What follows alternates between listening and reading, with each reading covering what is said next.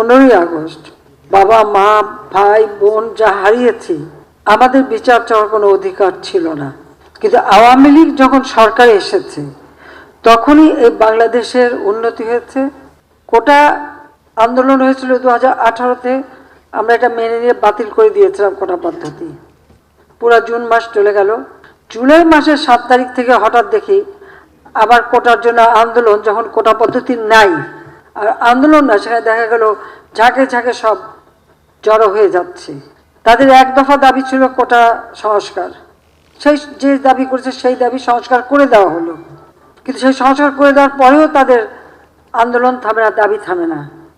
আন্দোলন কোটা আন্দোলন করছে এক জায়গায়, কিন্তু চারিদিক থেকে ঢাকার সেখানে সেই জঙ্গি ঝুঁকে একদিকে হত্যাকাণ্ড চালানো, অপরদিকে যে সমস্ত প্রতিষ্ঠানগুলি মানুষের সেবা দেয়, যেমন দুর্যোগ মোকাবেলায়, সেখানে অগ্নিসংযোগ, বাংলাদেশ টেলিভিশন সেখানে অগ্নিসংযোগ, সেই সেতু ভবনে অগ্নিসংযোগ, ডাটা সেন্টার, বিটিআরসি ভবন যেখান থেকে পুরো ডিজিটাল সিস্টেমটা সারা বাংলাদেশে পরিচালনা করা হয়, স্যাটেলাইট থেকে যেখানে সমস্ত কিছু নিয়ন্ত্রণ করা হয়, সেটাকে আগুন দেওয়া হলো।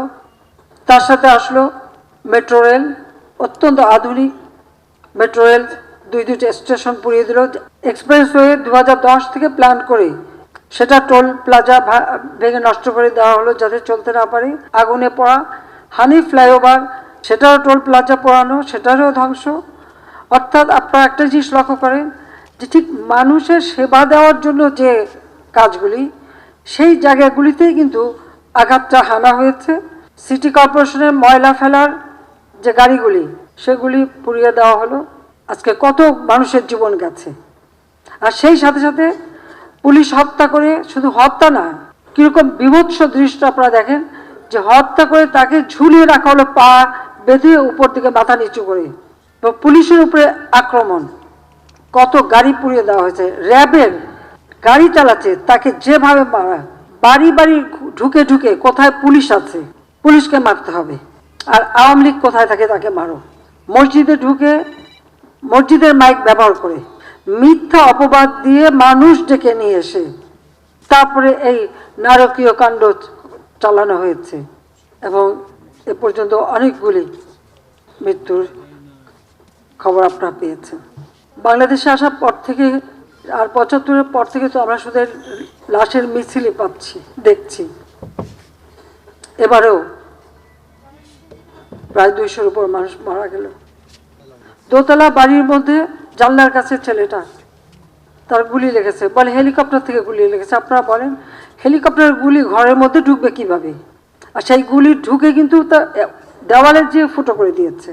সেখানে তদন্তের জন্য লোক গেছে, তারা দেখে তারা সেখানে হেলিকপ্টার দিয়ে গুলি করলো কিভাবে।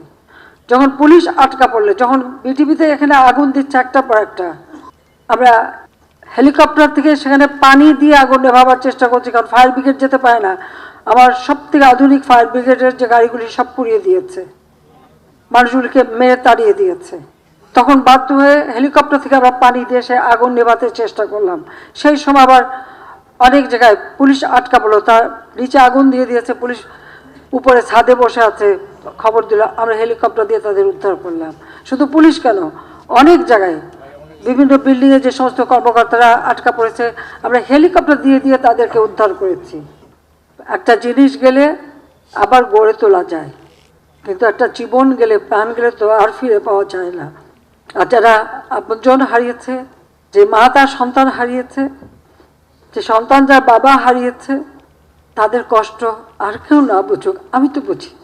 কারণ আজকে এই আগস্ট মাস, আমি তো সেই বাবা মা ভাই সব হারিয়ে সেই ব্যথা বেদনা কষ্ট নিয়েই এই বাংলাদেশে ফিরে এসেছিলাম। নিজে ছোট ছোট বাচ্চাদের মাতৃস্নেহ বঞ্চিত করে কেন? বাংলাদেশের মানুষের জন্য, যে এই দেশের মানুষের সুন্দর জীবন পাবে, উন্নত জীবন পাবে।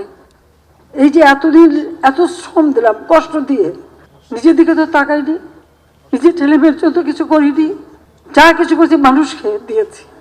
প্রতিটি মিনিট, প্রতিটি সময় দিন রাত পরিশ্রম করেছি, কারণ তিনি আমাদের রক্ত দিয়ে গেছে, তিনি কিছু নিয়ে যাননি, কিছু নিয়ে যাননি। আবার কি এক টুকরো কাফনের কাপড়ও নিয়ে যাননি, তার গরিব মানুষের জন্য ওই রেড ক্রসের মাধ্যমে যে কাপড় দিতে, সেই কাপড়ের পাড় ছিঁড়ে তারপর সেই কাফন দেওয়া হয়েছিল। আর আমার মা ভাই তাদের কাউকে কোনো কাফন দাফন কিছুই দেওয়া হয়নি। কাজে তারা কিন্তু কিচ্ছু নিয়ে যায়নি, দিয়েই গেছে।